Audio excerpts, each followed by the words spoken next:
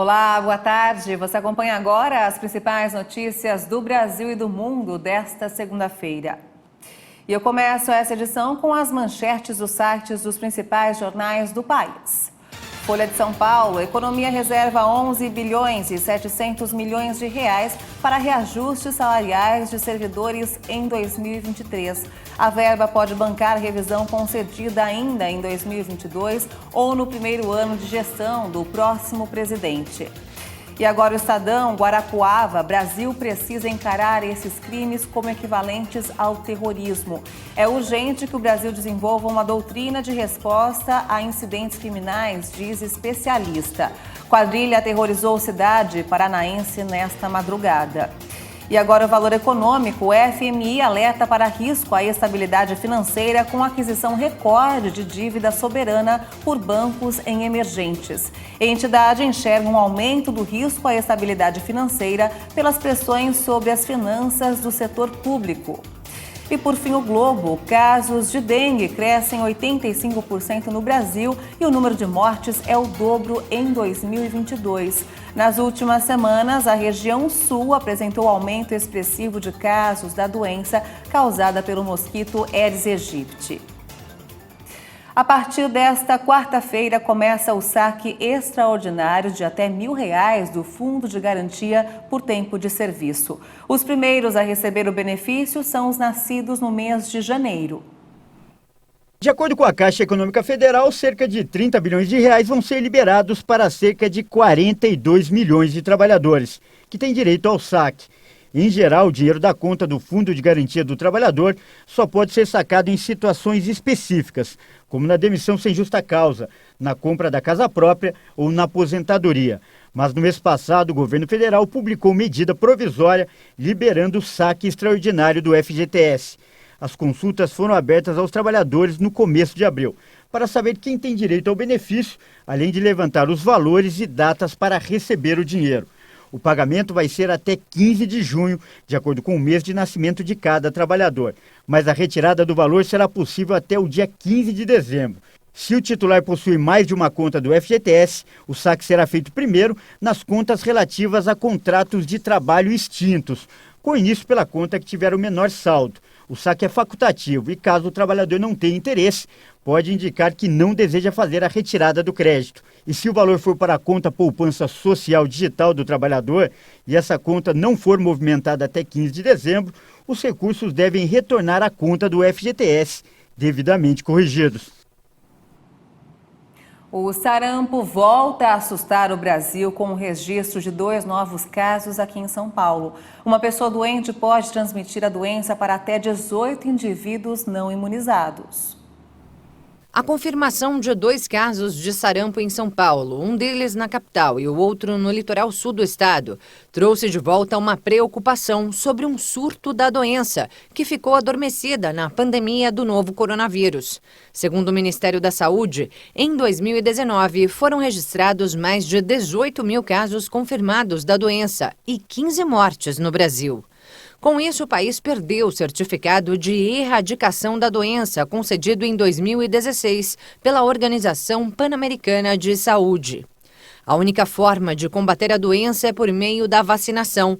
No ano passado, menos da metade da população tinha as 2 doses do imunizante contra o sarampo, enquanto o número considerado ideal é 90% da população. A preocupação no cenário de baixa vacinação acontece devido à alta taxa de transmissibilidade da doença, já que cada caso confirmado pode transmitir a infecção para até 18 pessoas. O Ministério da Saúde disponibiliza nos postos de saúde os imunizantes para pessoas de até 59 anos, mas não há limite de idade para receber a vacina. A campanha de vacinação contra o sarampo começou no dia 3 de abril e até agora o número de doses aplicadas não chegou a 400 mil. A expectativa é que cerca de 19 milhões de brasileiros estejam aptos a receber o imunizante. A China anunciou as 3 primeiras mortes por complicações da Covid desde que Xangai iniciou os confinamentos que causaram irritações e protestos na população. As vítimas da doença foram 2 mulheres de 89 e 91 anos e um homem de 91. Os 3 tinham comorbidades, como problemas cardíacos, pressão alta e diabetes. A maior cidade da China, com 25 milhões de habitantes, enfrenta o confinamento desde março, com o surto mais grave de Covid-19 desde o início da pandemia. Xangai registrou nesta segunda-feira mais de 22 mil novos casos locais, entre eles mais de 2.400 sintomáticos, de acordo com a Comissão Municipal de Saúde. O nível de contágios é relativamente reduzido em comparação com outros surtos da doença no mundo, mas reflete uma tendência das últimas semanas, com dezenas de milhares de novos casos por dia, a maioria assintomáticos. As autoridades insistem em manter a política de tolerância zero com o vírus, o que inclui restrições de deslocamentos e o isolamento de pessoas infectadas, mesmo as que não apresentam sintomas. Os moradores da cidade, uma das mais ricas e cosmopolitas da China, criticam as restrições pela falta de alimento, as condições inadequadas nos centros de quarentena e a aplicação drástica das medidas.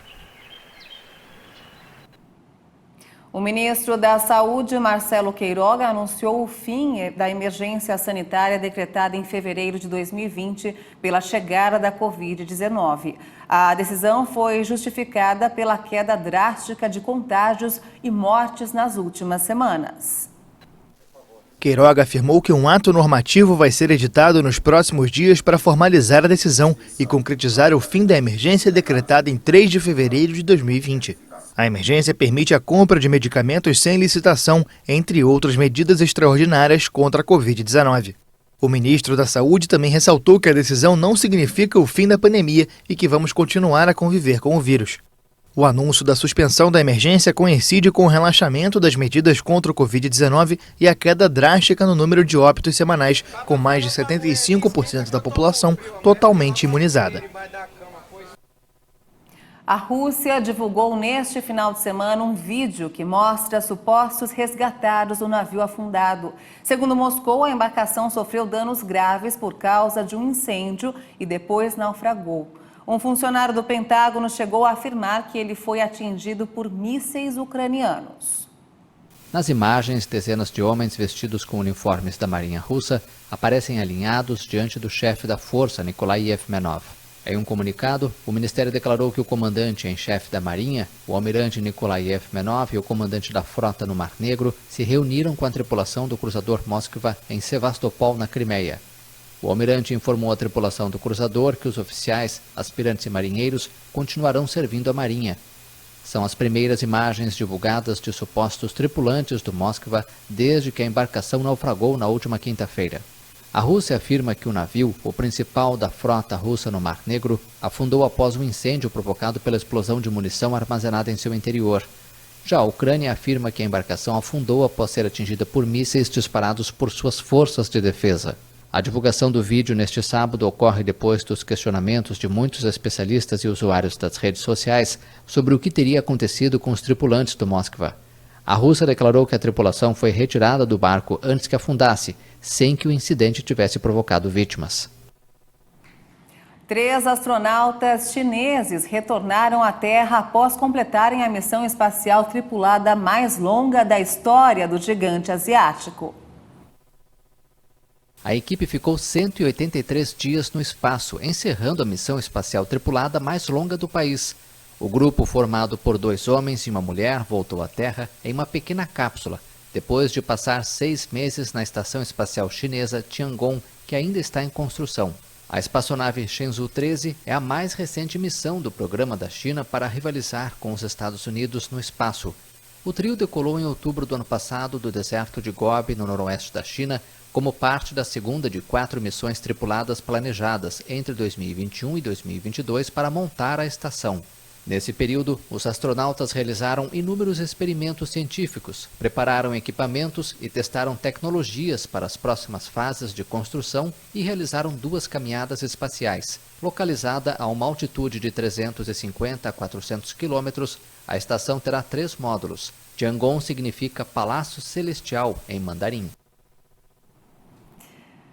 E essa edição fica por aqui. Eu volto logo mais no Jornal das 18h30 com outras informações. Obrigada pela sua companhia e até mais.